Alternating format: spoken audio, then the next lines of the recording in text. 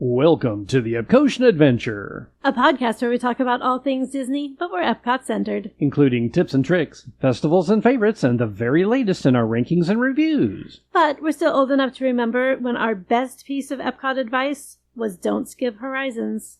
This is episode 82. Don't do this at Epcot. Or, no really, we mean it. Please don't do this at Epcot. So now, please remain seated, keeping your hands, arms, feet, and legs inside the podcast as we embark on our Epcotian adventure.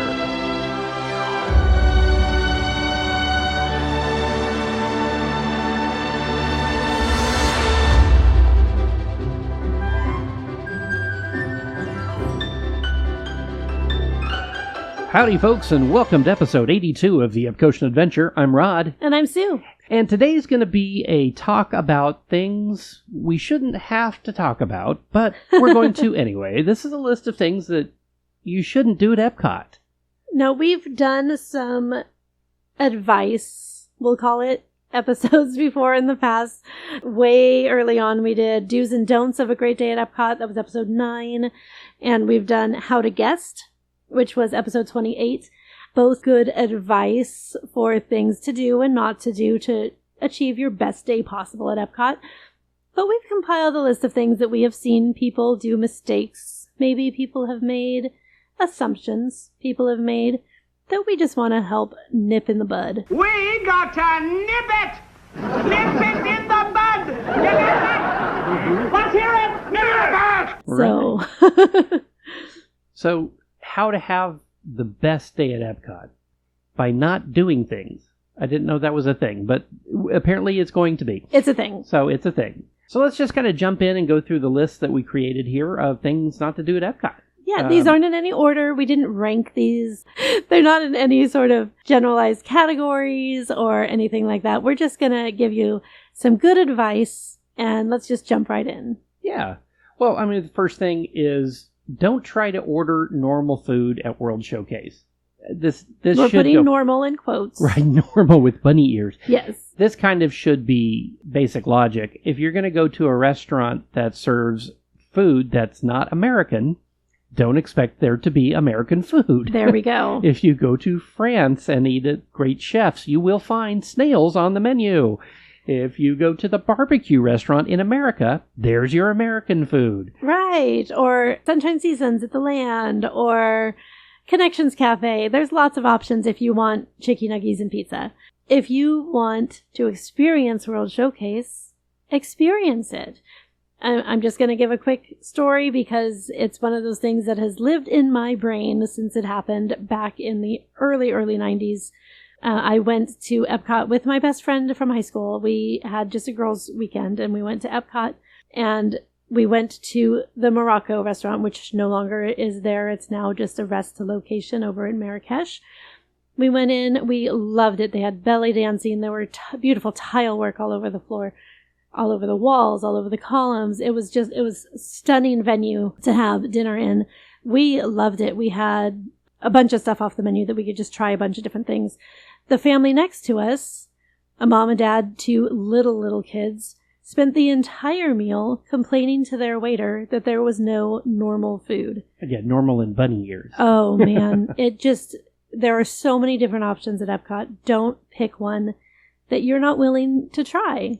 It's fine if you're a picky eater. There's lots of options for you. But don't go into somewhere that you know is going to have exotic food and then complain about it. So please, just don't be that ugly American. Don't do it. What you should do, though, is go to, like, the Food and Wine Festival that's going on right now, or go to Festival of the Arts, or the Garden Festival, where they have exotic foods from other locations outside of the World Showcase pavilions as well. You can go and get food from Greece, from exotic places like Hawaii. Ooh, how exotic. But they have other things that you can try small portions of as well. So when you go to Epcot, be an adventurous eater. If you're not, fine, yeah, you can do the hamburger, but at bare minimum, do the Canadian poutines over at Refreshment Port. That's a good kind of North American, almost American kind of thing. So, or the flatbread in Morocco is always a good choice because it has a little bit of the exotic flavor, but it's still very familiar in its format. And if you don't like something at one of the festival booths, you walk 30 feet and you're at another one. So, and you've only spent maybe $5 to $10 at the most. Right. So it's not, maybe don't do a sit-down restaurant for a country that you don't know what the cuisine is or are not willing to try it. There you go. There we go. Next up, again, something we probably shouldn't have to say, but because it's Epcot, we have to say it. Do not get sloppy drunk. Yeah, this is the one park where you can do that because they serve alcohol that you can walk around with. Drinking around the world is a thing. It's a thing. A lot of people go to Epcot just to do this. If that's your game plan, absolutely enjoy yourselves. Know your limits, have a driver, and don't get stupid. There are children, there are families, there are people who don't want to mess with your nonsense. So just know your limits and have a good time, but don't get stupid. Yeah, some of the stupid things people have done while drunk. Climb the Mexico Pyramid. Don't do that. Jump out and pick up a cucumber from I don't even Living think with that the lady Land. was drunk. I just think she was stupid. She was just, as Ron White said, you can't fix stupid. Yeah. So yeah, no, don't that's pick true. veggies when you're on the Living with the Land Should we have attraction. to even say that? Right? But it's sad, but true. Yeah, they say remain seated. They mean it. Don't make them install seatbelts on Living with the Land. That's all I'm saying, please. Oh my gosh, can you Can imagine? imagine that? Oh my gosh. Oh, we're headed there, folks. We are headed there. Speaking of attractions, if you're going to Epcot for the first time, don't forget that you need either an individual lightning lane or virtual queue to ride Guardians of the Galaxy. It's the newest and greatest attraction at Epcot. It's a fantastic controlled spin roller coaster, not spinning and spinning and spinning like some of those carnival rides. It's really, really fun. But don't walk into the park without an individual lightning lane or that 7 a.m. or 1 p.m. virtual queue. Now, this eventually will go away, and it will have a standby line, just like all of the other attractions. But currently, as of September of 2024, it still has the requirement of that virtual queue, which you can get at 7 a.m. or 1 p.m. on the Disney My Experience app. Just note that you need that for that new attraction. Now, if you haven't experienced that before, because you haven't been to Disney in a few years, this is sort of a new thing. And what that means, this is not a suggestion. It is the only way to ride that ride. You cannot just go and be like, I really want to ride it. I'm going to wait in line as long as it takes. There is no standby line at this time. So don't think that you can bypass this process and miss one of these great rides because of that. So just keep that in mind. If you have questions on the Lightning Lane, it just changed again. It is no longer Genie Plus. So if you have questions on this, we highly, highly recommend going over to YouTube on Mammoth Club and watch Molly's breakdown of the new system, because she is the best at this and she will cover all of your questions. And I guarantee you will leave that video knowing everything you have to do. We're not even going to try to cover this information because she does it better than we can. And it changes so often. It does. So Yeah. there's no point in us trying to reiterate everything that she can tell you when she can do it better. So go to Mammoth Club, watch the video on the new Lightning Lane Multi-Pass and Lightning Lane Single Pass. So these are what their new monikers are. You just kind of have to get used to it. Lightning Lane is the actual place that you will go to redeem those times and tickets. Yeah, So. single individual lightning lanes and virtual queues, though, are the only ways to get onto Guardians of the Galaxy at Epcot. Yes. Also, you know what, just on the tail end of that, I'm just going to throw in one more thing, because I just had a conversation with my rheumatologist and he experienced this on the back end, not knowing this was a thing, because he doesn't listen to our podcast. So I don't want you to experience the same thing. He went to Disney with his family, did not know that buying the multi-pass that allows you to get on the multiple attractions did not allow them to do Rise of the Resistance, which is the single pass. They are two different things. So if you are interested in that one ride per park that has this, you have to buy that individual ticket or join the virtual queue. And the attractions that have that, of course, Guardians of the Galaxy at Epcot and Tiana's Bayou Adventure at Magic Kingdom. Everything else currently has a standby line, even if that standby line is going to be 2+ hours. Well, yeah, like for Avatar Flight of Passage or Rise of the Resistance, yeah, you're going to run into those long lines. Slinky Dog Dash, that's the other one. But those are all available on the Multipass as a Tier 1 attraction. Again, we're not going to break that down. Watch Molly. That's all. Enough said. Okay, Moral there we of go. the story. Okay, back to our list. Now that we've taken that little rabbit trail. So one of the other things on the tail end of talking about lightning lanes, the next thing on our list is don't bother with lightning lanes at Epcot. At Epcot. Unless. And Animal Kingdom, too. I'll just say that. Yes, but we're not talking about Animal Kingdom today. But it's good advice. It is good advice. It's true. You don't really need them at Epcot or Animal Kingdom. But the caveat to that is if it is crazy, crazy busy, if you're there on a run weekend or you're there on a festival opening, those weekends can get super busy. Holiday weekends, any opening of a festival can get crazy busy, and you might want to do that lightning lane. Or if you are park hopping later in the day and you want to start getting them for other parks as well, then we do recommend getting that lightning lane. But otherwise, don't bother with it at Epcot. If you're doing a full Epcot day, you don't really need it. Yeah, all of the World Discovery, World Nature, and World Celebration lines will drop after 11 o'clock when World Showcase opens. So also, don't do a rope drop at Epcot unless you need to get into line for Guardians of the Galaxy or you're trying to rope drop either Frozen or Ratatouille. Realistically, rope drop, in my opinion, especially as an older Disney adult, is not necessary at Epcot. It's definitely not part of a perfect day because we like sleeping in. Yeah, and they're open until 9, at least 9 o'clock every night, sometimes 10 later in the summer or on some of the holiday periods. So go in at 11 and then do all of the lines in World Discovery, World Nature, and World Celebration. All those lines will be lower now since everybody came in, did everything, and went all the way over to the booths now and eating food and drinking around the world. And we should mention that most of those festival booths and most of World Showcase doesn't even open until 11. So you are only in that definitely not called Future World. Yeah, World Celebration, 11. World Nature, World Discovery. Finally starting to get that right. Totally what I said. It's taken me forever to get that right, but there you go. So those don't even open until 11, so you are fine to not rope drop. We give you permission to sleep in on your Epcot day. So next up on our list, do not miss out on the Epcotianness of Epcot. I like that word, Epcotianness. We like to create words. So what do we mean by this? Epcot is not about the rides. There are some great rides at Epcot, some of our very favorites. However, if you're only there for the rides, you are missing at least half of what Epcot has to offer. All the countries in World Showcase are so wonderful to just take your time, go in and look at the actual exhibits that they have. There's little museums, there's different food sources, there's walk-up windows and sit-down restaurants. And shopping. Lots shopping of is shopping. Fantastic. So good. And people who rush by and only do the main circle estate right within sight of the water, you're missing out. So don't be afraid to just wander a little bit. Take your time. Epcot is not about zooming through and getting to the rides. If you're there with teenagers, you're there with children, it might be a different story. We go as adults with adults, so most of the time that is our experience, and you are able to do a trip like that.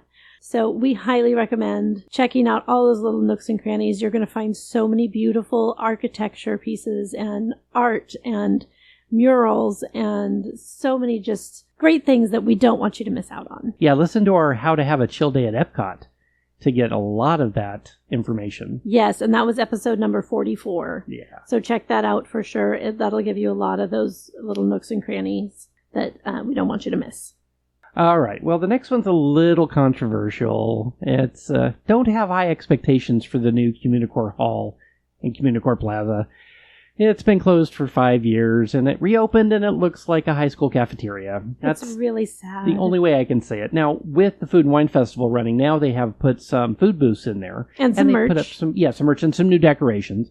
But overall, it still looks like you're at the airport or something. And when you look at what they promised, what the pictures were, and it was so colorful and so joyful and so full of life, and then you look at the reality, and it seriously looks like a multi-purpose room at the church. Yeah, it's a big square box. Yeah, and there's no color on the walls. There's no color in anything.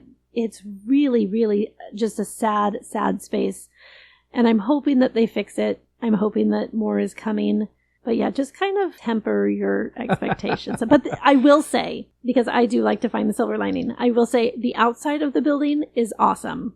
What they've done with the texture, so it mimics the Spaceship Earth texture, And at night when it lights up, it is beautiful. So I do have hope that they will eventually come around and decorate something. Right now it kind of looks like the prom committee took over. Let's hear for the toilet paper!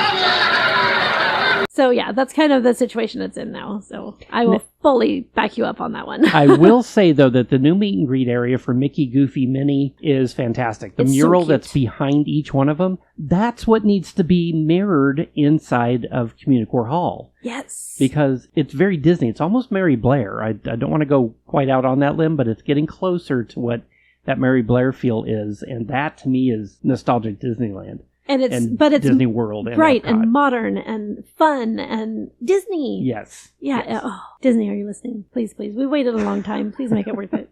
Next up on our list, don't assume that Epcot is just for adults. Now, I just finished saying that we do Disney adult trips. We travel with Disney adults. We hardly ever have kids with us, but kids have a place at Epcot, and a lot of by all people means. assume they don't. Yeah, I mean, there's Frozen and there's Ratatouille. Both fantastic attractions. Even Figment, as carnival-like as it is inside. It's not Six Flags. I keep telling myself it's not Six Flags. But it's still fun for kids. Kids love the fart joke, so... Well, and there's characters in almost every country that they can meet now. There's KidCot in all of the World Showcase countries, which has a free or minimal fee activity that the kids can do, or adults. Adults are welcome to do these as well. They just take a little bit of time, minimal effort. They're very cute. They can get their little passport in there. It's just, there's a lot of fun that kids can have at Epcot, and it's not just for adults anymore. Next, don't get a sit-down reservation at a restaurant if you're planning to eat around the world. You will explode. I guarantee you there's plenty of food, especially during Food and Wine Festival, but also during the other 3 festivals during the year, the Holiday Festival, Festival of the Arts, and Garden Festival. There's plenty of food booths there that you don't have to go and get a sit-down restaurant reservation.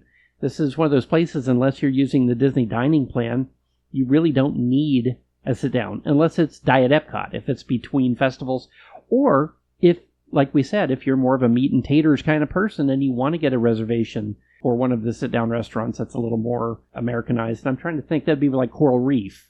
Right. Or Le Le Cellier Cellier, at Canada. But even Via Napoli, something that's more pizza driven, that's more familiar to Americans. very good point. Or Very Mexico. Good point. Oh, Mexico's perfect for that. Yeah, either of the restaurants in Mexico that accept reservations are great for that. But if you're planning to do anything with the festivals and food, don't get a reservation. We've made this mistake I don't know how many times. We continue to make this And mistake.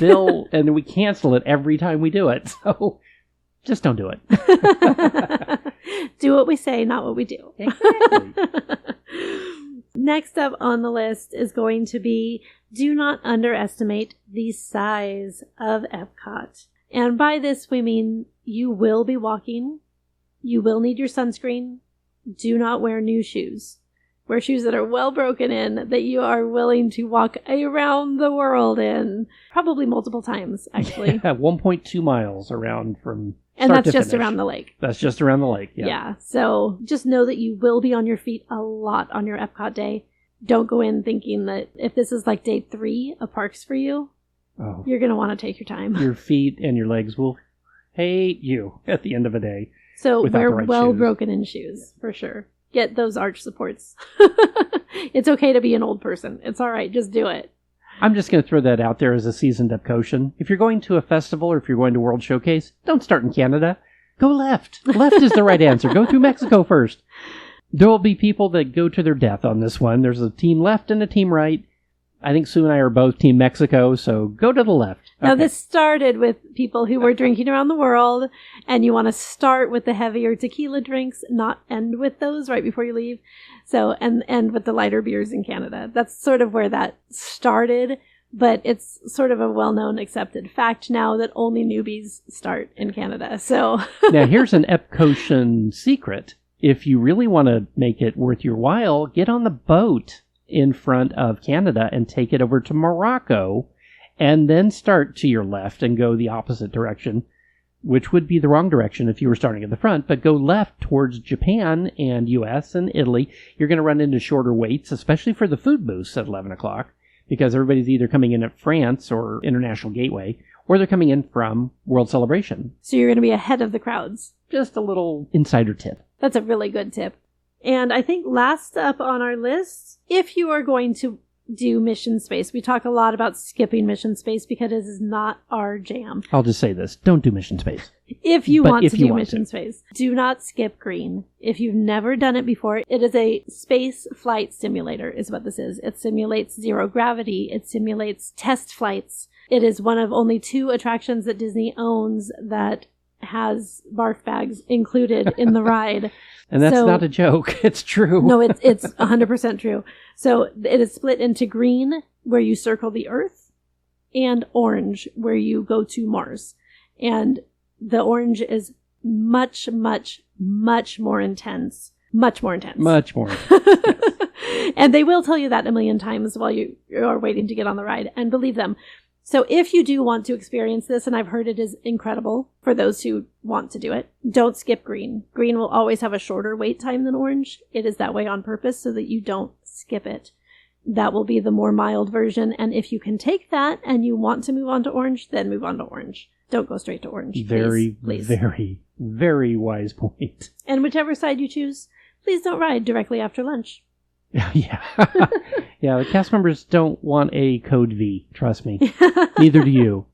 Neither do your I'll just put it this way. fellow people in the ride. Oh, heavens. I'll put it this way. When you get off of the attraction, you'll notice that all of the trash cans have big, wide open holes at the top. That's on purpose. This is the only place you see that at Epcot, and that's why. So, yeah, just be careful. We are looking out for your best interests here. So, folks, that's what you should not do at Epcot, and some stuff that you should do instead. I love it. Let us know what you think of our advice, if you've taken any of that to heart, if any of that's wrong, if any of that's right. What's your advice? We'd love to hear it. What is the one thing that you will never, ever do again at Epcot? Let us know. Before we go, we'd like to give a big thank you to our theme music composer, Jason Patrick Rowan, whose music is licensed through Pond 5. And of course, thank you, Phoenicians. Thank you, Phoenicians. And don't forget to rate, review, like, share, and subscribe. It really does help other people find us. You can find us on social media on Instagram, Facebook, and YouTube, and wherever you listen to podcasts.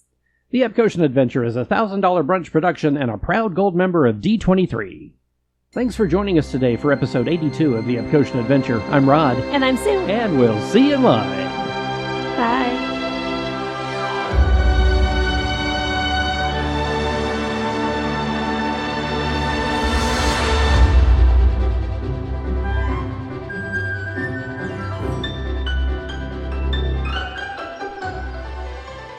Specifications? I don't think that's a word. That's not a word.